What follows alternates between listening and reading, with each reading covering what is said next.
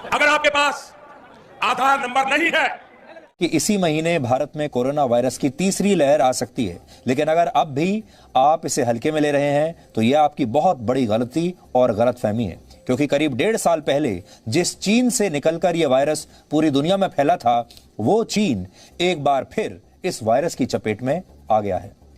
Corona virus का delta variant चीन के 20 से भी ज्यादा शहरों में फैल चुका है और अब इस वजह से चीन के 12 लाख लोगों को एक बार फिर से अपने घरों में बंद कर दिया गया है। खबर, कई दिनों की शांति के बाद कोरोना ने फिर बढ़ाई भारत की चिंता। इस वक्त की सबसे बड़ी खबर, मुंबई समेत पूरे महाराष्ट्र में एकाएक कोरोना के मामले बढ़े। मुंबई में कोरोना के नए केस 50% बढ़ गए हैं। एसोसिएशन की यह चेतावनी, इस पर जरा गौर कीजिए। तीसरी लहर बहुत ज्यादा करीब है और इसे टाला नहीं जा सकता। देश में तीसरी लहर की आशंका के बीच में अब बढ़ते हुए आर फैक्टर ने मुश्किलें बढ़ानी भी शुरू कर दी है। 8 राज्यों में ये आर फैक्टर काफी तेजी के साथ बढ़ रहा है। देश में कोरोना संक्रमण के बढ़ते आर नाट ने तीसरी लहर को लेकर चिंता बढ़ा दी है। 8 राज्यों और केंद्र शासित प्रदेशों में आर नाट यानी आर फैक्टर तेजी से बढ़ रहा है। वहीं 7 राज्यों में आर फैक्टर स्थिर बना हुआ है। जम्मू कश्मीर और हिमाचल प्रदेश में आर फैक्टर सबसे ज्यादा है और इसमें लगातार बढ़ोतरी हो रही है। भारत में औसत आर नाट 1.2 है।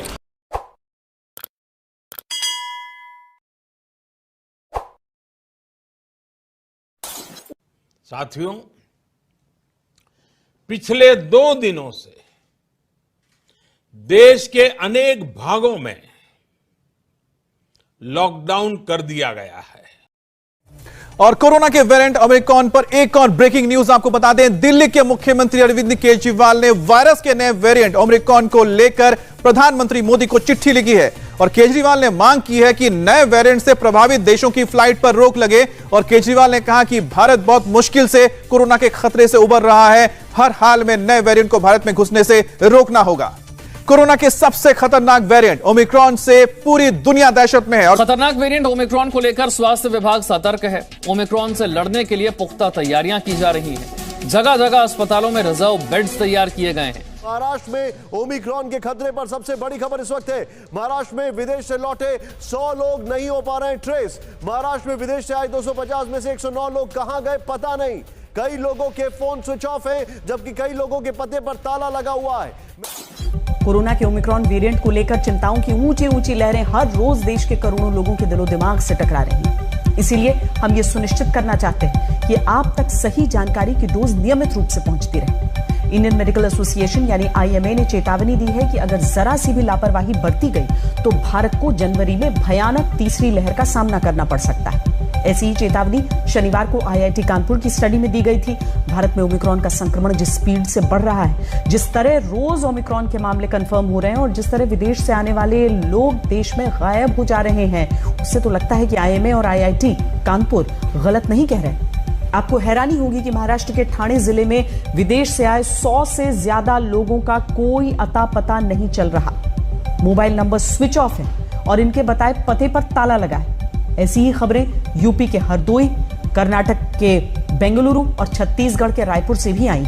लोग ट्रेस नहीं हो पा रहे और संक्रमण अपनी रफ्तार से फैलता चला जा रहा है। ओमिक्रॉन संक्रमण के बीच हर परिवार के मन में भी ये बात है कि बच्चों को जल्द से जल्द वैक्सीन लग जाए। इसे लेकर WHO से लेकर भारत सरकार के पैनल तक क्या चर्चाएं हो रही हैं, कौन सा वैक्सीन बच्चों पर ट्रायल में आगे है और कौन सा पीछे, ये आपको बताएंगे। एक बड़ा सवाल यह है कि क्या ओमिक्रॉन में दुनिया को लॉकडाउन की ओर ले जाने का दम है? ये कि बच्चों को कोरोना वैक्सीन लगनी कब शुरू होगी? अभी इन सवालों का कोई आधिकारिक जवाब नहीं है, लेकिन एक्सपर्ट्स भविष्यवाणी कर चुके हैं कि कोरोना की तीसरी लहर आना लगभग तय है। पहले IIT की स्टडी, अब इंडियन मेडिकल एसोसिएशन की चेतावनी, जो ओमिक्रॉन से आने वाले तीसरी लहर के खतरे का अलर्ट दे रही है। देश के अंदर भी कोरोना की रफ्तार फिर से बढ़ रही है और केंद्र सरकार ने देश के 13 राज्यों को अलर्ट किया है। कौन से वो राज्य हैं वो भी हम आपको बताएंगे। इन राज्यों में तेजी से मामले बढ़ रहे हैं, वैक्सीनेशन में लापरवाही भी देखी जा रही है। इसके अलावा देश के कोरोना से मौत में देश के अंदर मामले जो हैं 10 दिन में डबल हो गए हैं, यानी दुगने हो